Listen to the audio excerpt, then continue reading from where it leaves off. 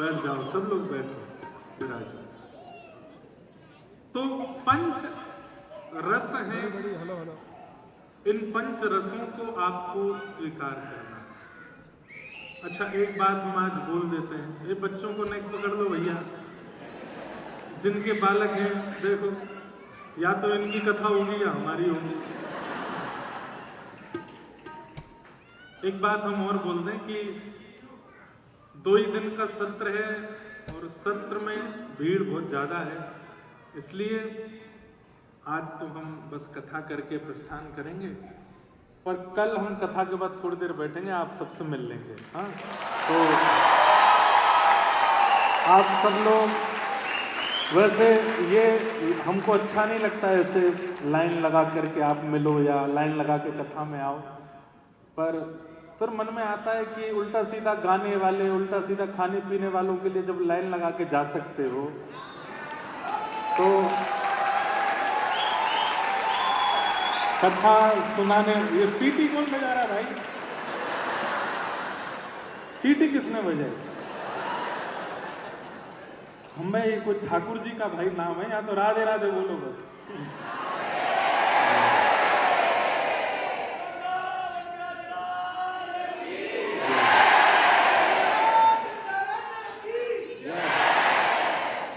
तो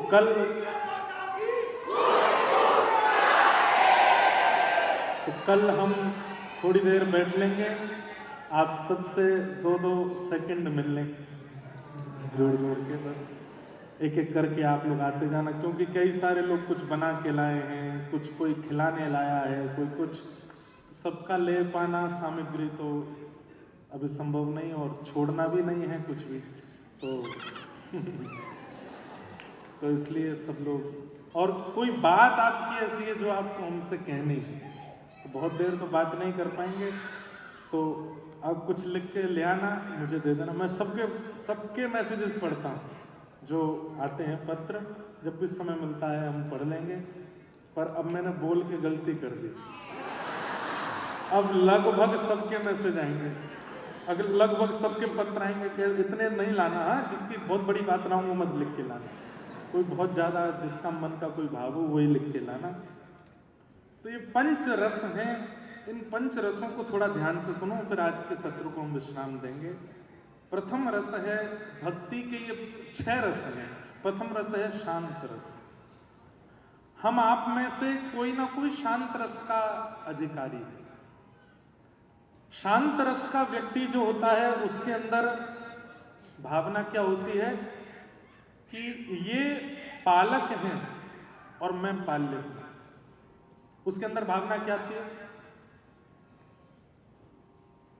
हो पालनहारे निर्गुण और न्यारे, तुम्हारे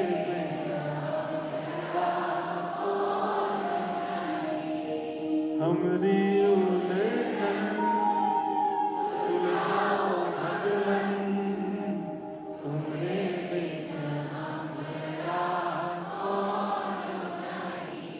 ये शांत रस वाले जो होते हैं भक्ति में, ये 6 रस वाले लोग हैं। आप में से कौन सा, आपके अंदर कौन सा है ये देखना आज। तो पहले रस शांत रस वाले कैसे होते हैं? वो इनको पालक मानते हैं और स्वयं सोचते हैं कि ये हमारे रक्षक हैं, ये जैसे रखेंगे वैसे हमको करनी है।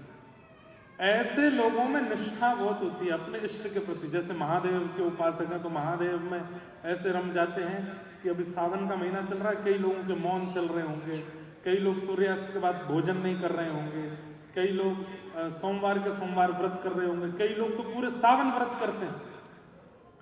ऐसे लोग कौन होते हैं? बोले शांत रस के उपासक हैं। ये काम करते रहते हैं और बस सोचते हैं ठाकुर जी सब मंगल करेंगे, हमारे रक्षक हैं, पालक हैं, हमारी रक्षा करेंगे। इनके अंदर निष्ठा बहुत अच्छी होती है अपने इष्ट के प्रति। दूसरा रस होता है दास्य रस। ये आज सुबह ही लिख के लाए हैं। दास्य रस के जो लोग होते हैं इनके अंदर, अब जैसे जैसे मैं आगे की बताते जाऊंगा, इनमें पहले वाला भी है लेकिन एक एक्स्ट्रा एक और लक्षण होता है। जैसे दास्य रस वाले में निष्ठा भी होती है और सेवा सुख। जैसे कई बार, बहुत ध्यान से सुनो सब लोग, इधर देखो, शांत रस वाले वो ये सोचते हैं कि ये परमात्मा है, बस भगवान है, इनको ना सर्दी लगती, ना गर्मी लगती, ना भूख लगती, ना प्यास लगती, ना सोते हैं ना उठते हैं, ये तो परमात्मा है, भगवान है। लेकिन दास्य रस वालों के अंदर थोड़े दास का भाव होता है, उनके अंदर सेवा सुख, वो सब में थोड़ा सा विचार करते हैं कि ठाकुर जी को ठंड ना लग जाए तो सर्दियाँ आने पर ऊन के वस्त्र पहनाएंगे, ठाकुर जी को गर्मी ना लग जाए तो गर्मी आने पर ठाकुर जी को सुंदर ठंडा ठंडा पेय पिलाएंगे, मंदिर में एसी लगाएंगे। अभी भैया बात नहीं करो यहाँ पर, धीमे धीमे। तो दास्य रस, इनके अंदर निष्ठा भी होती है और सेवा सुख भी होता है। श्री भरत जी महाराज, मेरे को पहले मन में नहीं आया, नहीं तो 2 दिन में भरत चरित्र सुनाता, लेकिन कोई बात नहीं, अब नेक्स्ट टाइम आएंगे तो भरत चरित्र सुनाएंगे। 4 दिन 5 दिन पूरा भरत जी का, बहुत अच्छा है। जो दास भाव रखते हैं ठाकुर जी के प्रति, उनको भरत जी का आश्रय लेना चाहिए। भरत जी की एक चौपाई है कि जब चित्रकूट चले गए राम जी, इस बार हमारी राम कथा है 11 से 17 जनवरी चित्रकूट में, लाल जी, गिरधरलाल जी का ब्याहुला उत्सव जो इस बार बरसाना में हुआ, अगले साल चित्रकूट में है, वह राम कथा है। तो श्री भरत जी महाराज कहते हैं, जब राम जी चले गए चित्रकूट तो सुमंत जी जो हैं राम जी को, भरत जी को लेके जा रहे हैं, तो रथ ला करके खड़ा कर दिया अयोध्या में, बोले इस पर बैठ जाइए, चलिए। तो भरत जी कहते हैं, मेरे भैया पैदल गए और मैं रथ पे जाऊंगा? मैं जैसे मेरे भैया गए हैं वन में, उनसे भी ज्यादा दीन स्थिति बना करके वन में जाऊंगा उनको लेने के लिए। सिर बल जाऊं उचित अस मोरा, सब ते सेवक धर्म कठोरा। मेरे भैया पैदल गए हैं, मैं सिर के बल जाऊंगा, क्योंकि दास्य रस जो है बहुत कठिन है। हम लोग सेवा शौक शौक में घर में ले आते हैं ठाकुर जी की, लेकिन हर दिन अपराध करते हैं ठाकुर जी की सेवा में। सेवा में उनके सुख का विचार किया जाता, अपने सुख का नहीं। खुद पहले जल्दी जगो, फिर ठाकुर जी को जगाओ। पहले प्रसाद बनाओ, ठाकुर जी को पवाओ, फिर पाओ। ऋतु देख करके, मौसम देख करके ठाकुर जी को वस्त्र पहनाओ। ठाकुर जी को क्या उपयोगी है वो पवाओ। कौन ठाकुर जी के दर्शन का अधिकारी है उसी को मिलवाओ, जो अधिकारी नहीं उसको दूर रखो। हमेशा ठाकुर जी चौड़े में बैठे नहीं, पर्दे में रखो। बहुत सारी भाव हैं।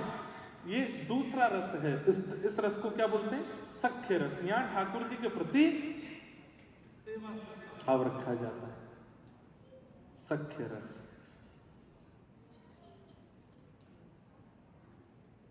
शांतरस, दास्यरस, अब तीसरा आया सख्य रस। सख्य रस में निष्ठा भी है, सेवा भी है और निसंकोच व्यवहार। फिर ठाकुर जी के आगे संकोच नहीं होता। कहो तो कुसुमल साड़ी रंगावा, कहो तो कुसुमल साड़ी रंगावा, ओ कहो तो भगवान भेष, कहो तो भगवान भेष, हाँ कहो तो मोतियन मांग भरावा, कहो तो मोतियन मांग भरावा, ओ कहो छिटकावा केश बाला, कहो छिटकावा केश, हाँ मैं बैराग होंगी, मैं बैराग होंगी, ओ बाला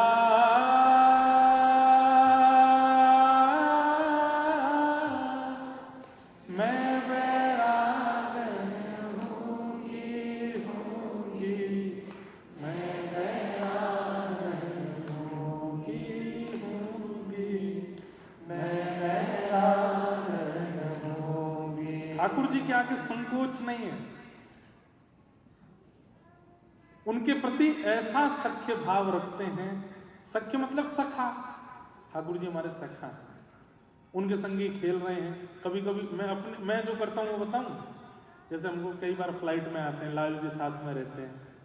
अभी न्यूजीलैंड आए थे लाल जी, यहाँ तो नहीं आए, वहीं से चले गए भारत। तो इतनी लंबी फ्लाइट है, क्या करें, ठाकुर जी बगल में बैठे रहेंगे, पौड़े रहेंगे, फिर बीच बीच में फ़ोन में लूडो खेल लेते हैं। 2 प्लेयर्स वाला लूडो लगा लिया, ब्लू वाली ठाकुर जी की, हरी वाली हमारी।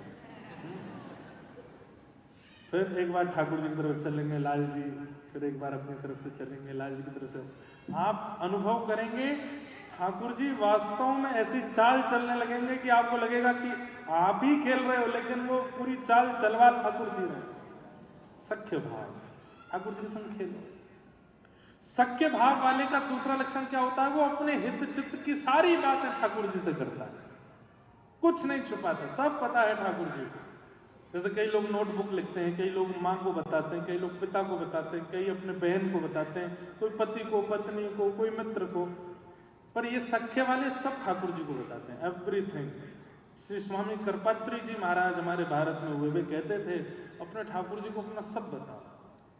सुबह जब आप उठते हैं, कुछ मत करो, ठाकुर जी को बढ़िया भोग वोग लगा के बता दो, आज 8 बजे जा रहे हैं, काम पे जाएंगे, वहाँ ये करेंगे, उसके बाद इतने बजे लंच करेंगे, आप भी खा लेना, हाँ, और फिर लौट करके इतने बजे आएंगे, शाम को फिर से नहा धो के आपकी सेवा करेंगे, सब बता के जाओ। और शाम को आके फिर सब बताओ पूरे दिन किया क्या, आज ऐसा हुआ, आज ऑफिस में ये हुआ, आज उससे मिले, एक हमारा नया मित्र बना है ठाकुर जी। ठाकुर जी को सब बता के जाओगे तो पूरे दिन आपसे कुछ गड़बड़ी ना हो, इसका ध्यान ठाकुर जी रखेंगे। और ठाकुर जी को आके सब बताओगे तो कुछ गड़बड़ी हो भी गई होगी तो ठाकुर जी फिर संभाल लेंगे, ठीक है कोई नहीं, ध्यान रखना आगे से। ठाकुर ये सख्य भाव वाले का है, वो सब बताता है। और धीरे धीरे एक स्थिति ऐसी आएगी बंधुओं, ठाकुर जी आपके भावों का प्रत्युत्तर देने लगते हैं, बताने लगते हैं, बोलने लगते हैं। दिखेंगे नहीं कि सचल बोल रहे हैं, पर कुछ ना कुछ ऐसी अघटित घटित घटनाएं होने लगेंगी, उनसे पता लग जाएगा ये तो संकेत ठाकुर जी कर रहे हैं मुझको। ये कौन से हैं? सख्य भाव। पर ये सुनना बहुत सरल है, करना बहुत मुश्किल है। ठाकुर जी को सखा बना नहीं पाते, क्योंकि ठाकुर जी के जैसे गुण चाहिए। फिर सख्य भाव वाले में एक लक्षण तो विशेष होना चाहिए, क्या? भोलापन। अगर बहुत चतुराई है तो क्षमा कीजिए, आप शांत रस में आ सकते हो, आप दास्य रस में आ सकते हो, आप दूसरे रसों में आ सकते हो, सखा नहीं बन पाओगे ठाकुर जी के। सखा के अंदर भोलापन होना चाहिए। भोले को ठाकुर जी अपना सखा बनाते हैं। भगवान के सखाओं के नाम क्या है?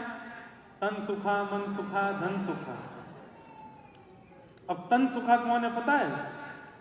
अर्थ क्या निकलेगा तन सुखा का? जो तन से बहुत सुखी है वो तन सुखा ना, जो बिल्कुल पतर पूछ रहा, पतला दुबला है, उसका नाम ठाकुर जी ने रखा तन सुखा। दूसरा धन सुखा, जिसके घर में 2-2 दिन तक रोटी नहीं बनती है, उसका नाम ठाकुर जी ने रखा धन सुखा। और जो सदा रोता ही रहता है, उसका नाम रखा मन सुखा, मन से सुखी है। उल्टे नाम हैं ठाकुर जी के सखाओं के। तो इसका मतलब क्या? ठाकुर जी भोलापन देखते हैं। जो भोले होते हैं, भौंदू होते हैं, सीधे होते हैं, सरल होते हैं, बहुत चतुर नहीं होते, उनको ठाकुर जी अपना सखा बनाते हैं। तो ये तीसरा रस है सख्य भाव। और सख्य भाव में 3 विशेषताएं होती हैं। ये निष्ठा भी रखते हैं, सेवा भी करते हैं और निसंकोच व्यवहार भी रखते हैं ठाकुर जी के प्रति। इनको संकोच नहीं होता। एक कथा सुनाऊं। एक गोविंद दास नाम के सखा थे ठाकुर जी के। उनके साथ ठाकुर जी खेलते थे। अभी 400-500 साल पुरानी घटना, गिरिराज जी की। अष्ट सखा थे, उनमें से एक सखा गोविंद दास। तो गोविंद दास जी के संग ठाकुर जी खेलते थे। एक दिन ठाकुर जी ने इनको घोड़ा बनाया और घोड़ा बना के इनकी सवारी कर रहे थे। तो जैसे छोटे बच्चे को ऊपर पिता बैठा के घोड़ा बन जाते हैं, ऐसे ये भी घोड़ा बन के चल रहे थे।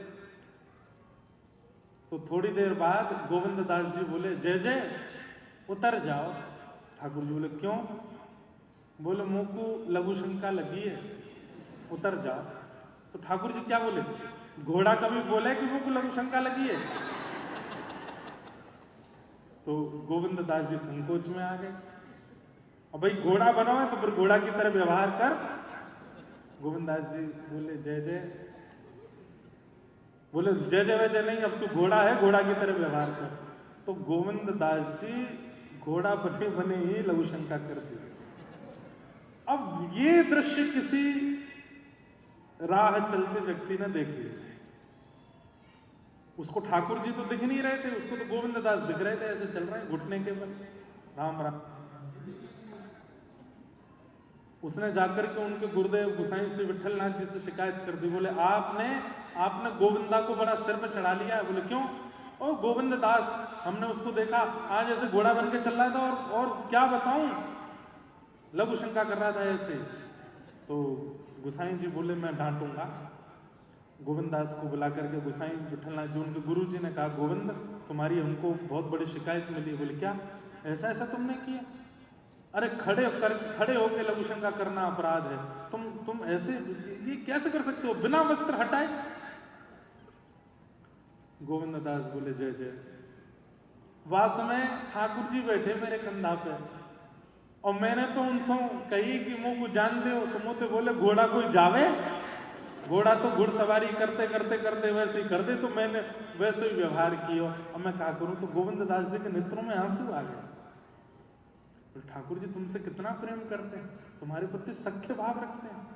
तो इस सख्य भाव सुनने में बहुत आसान है, पर करने में बहुत मुश्किल है।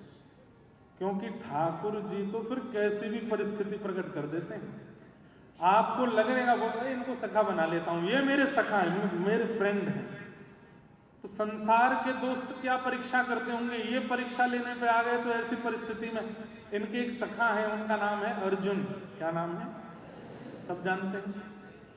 उसने भगवान से कहा करिष्ये वचनम तव, आप जो कहोगे मैं करूंगा। भगवान बोले दोबारा बोलियो। बोले आप जो कहोगे मैं करूंगा। बोले याद रखियो फिर। बोले हाँ याद है। महाभारत का युद्ध शुरू हुआ, ठाकुर जी जो कहते इधर बाण चलाओ, इस पे बाण चलाओ, ये करो वो करो, बोलते ठाकुर जी थे, करते अर्जुन। 5 दिन 8 दिन जब निकल गए युद्ध को, एक दिन ठाकुर जी ने बीच युद्ध मैदान में रथ रोक दिया। चारों तरफ कौरवों ने घेर लिया अर्जुन को। और भगवान रथ रोक करके पीछे देख के बोले तूने कहा था जो कहूंगा सो करेगा। बोले हाँ हाँ करूंगा, पर यहां से भगाइए, चारों तरफ कौरव हैं, वरना तेरे घोड़े प्यासे हैं, इनको पानी पिलाना है। रथ से नीचे उतर, धनुष बाण से बाण मार के पृथ्वी में गड्ढा कर पानी निकाल, घोड़ों को खोल के पानी पिला